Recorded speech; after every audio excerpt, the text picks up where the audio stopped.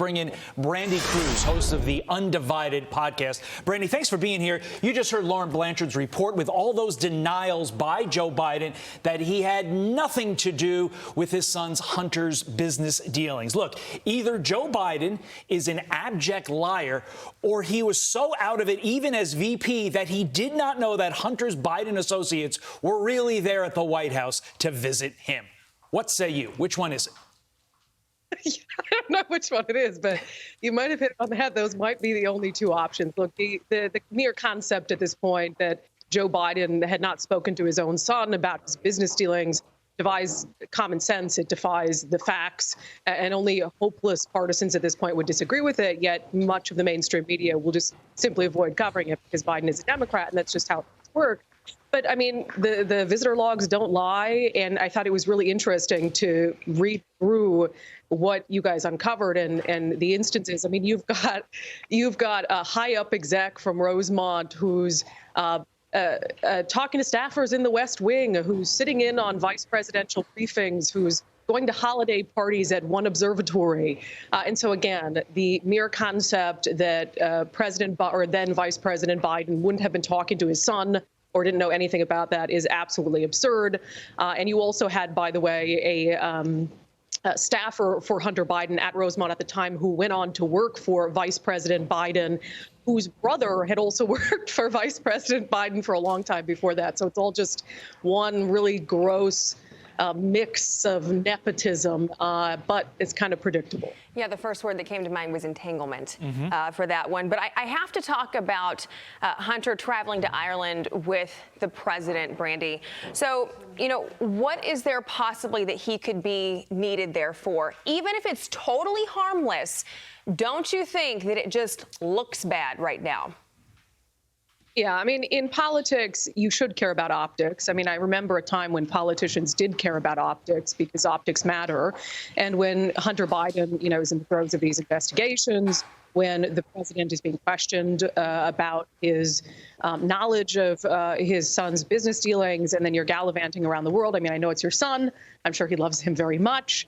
But perhaps involving Hunter Biden in any sort of high-profile trips or travel or really anything at all is just not a good idea. But I do think that there's a comfort level from not only this administration, but other Democratic administrations that they know that there's a huge segment of the media that will just ignore that narrative entirely. And so, again, I think there's a comfort level there in being able to get away with it. I feel like you could label the entire Brandi Kruse segment, "You can't make this stuff up," because this next topic is almost more outlandish than the first. The DNC announcing its 2024 national convention will be held in crime-ridden Chicago. And listen to this statement by the Illinois Governor, J.B. Pritzker, especially the last line. Quote, "I look forward to welcoming everyone to the Midwest and showing off our diverse communities, impeccable hospitality, and world-renowned venues." Wait for it. There is no better place to tell the story of Joe Biden and Kamala Harris. I think we would all agree with that statement. The story of Joe Biden and Kamala Harris is cities that have been run into the ground by Joe Biden and Kamala Harris's soft on crime and every other policy. Your take. You're going to make me cry this morning. That's hilarious. And you're right, it's spot on. But isn't that true? Could you think of a better city to host the DNC? I can't think of a better one to look at what Democratic policies have done to public safety in this country.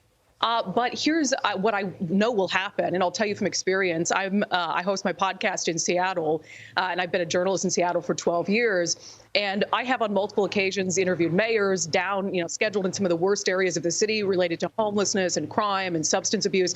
Then we get down there for the interview, and it's spotless.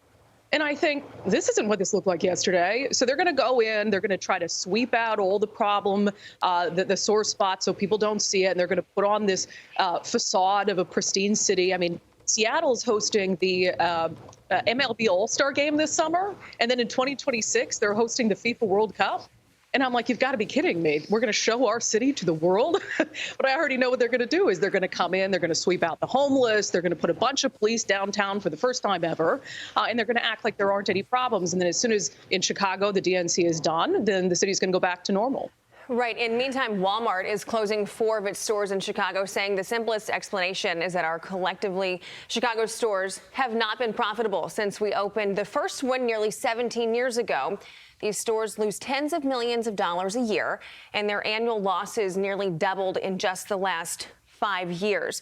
So the part that got me about the governor's comments was the impeccable hospitality. And I have to say, when you hear about places like Walmart closing, when we saw those crime stats on the screen just a minute ago, they're right. If you want to tell the story of Joe Biden and Kamala Harris, this is what you're going to get when you keep voting these people into office. Yeah, impeccable hospitality for criminals and for everyone except hardworking people who are just trying to follow the law and make a living, and businesses that are trying to contribute to the economy and economic vitality of Chicago. Hospitality for everyone but them. And I'll tell you, in Seattle, we're dealing with something very similar. The retail theft issue has absolutely exploded. You have companies that are picking up shop and leaving downtown Seattle because they just cannot take that amount of loss anymore. In fact, the hospitality industry came out and said, on average, their members, people who are here to help support tourists and make sure they have a nice visit to the city, are shelling out thousands of dollars every single year to deal with property damage, theft that occurs. And so it's the businesses that we should be supporting, people who are contributing to the vitality of our cities, not criminals. All right, Brandi Kruse, thanks so much for your time this morning. Brandi. We appreciate it.